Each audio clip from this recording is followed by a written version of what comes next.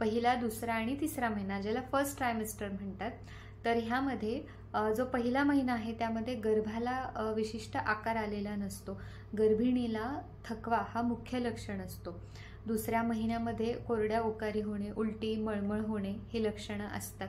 त्याच्यामुळे जे काही पहिले 3 महिने आहेत त्याच्यामध्ये गर्भिणीला डिहायड्रेशन होऊ नये, तिचा थकवा भरून निघावं ह्यासाठी मधुर, शीत, द्रवप्राय आहार सांगितलेला आहे. म्हणजे लिक्विड डाएट हे जास्त ठेवायचं आहे.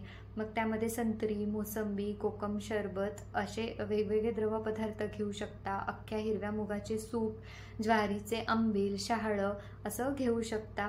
जे आपण बघितलं 9 महिने दूध घ्यायचं आहे ते कशा प्रकारे घ्यायचं आहे, तर पहिल्या महिन्यामध्ये दुधात जास्तीत जास्त खडी साखर टाकून पण ते थंड दूध काले काले पिबेत म्हणजे थोड्या थोड्या वेळाने घ्यायला सांगितलेलं आहे.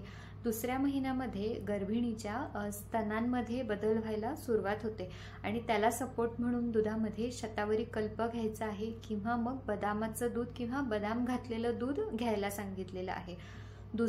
दुसऱ्या आणि तिसऱ्या महिन्यामध्ये मॉर्निंग सिकनेस म्हणजे सकाळी उठल्यावर कोरड्या ओकार होणे किंवा उलटी, मळमळ होणे ही लक्षणं मुख्य असतात.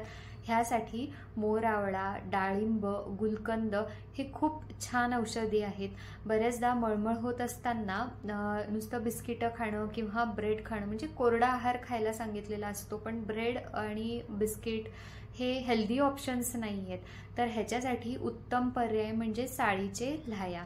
तर साळीचे लाह्या कोरडेच भाजून ठेवायचे आणि मळमळ होत असताना ते थोडे तोंडात घातलं तरी लगेच छान वाटायला लागतं.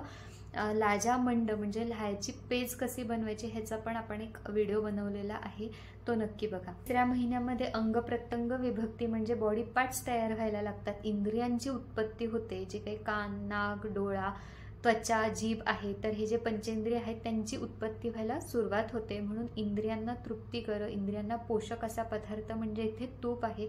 तर तिसऱ्या महिन्यामध्ये गाईच्या दुधासोबत गाईचं तूप आणि मध घ्यायला सांगितलंय.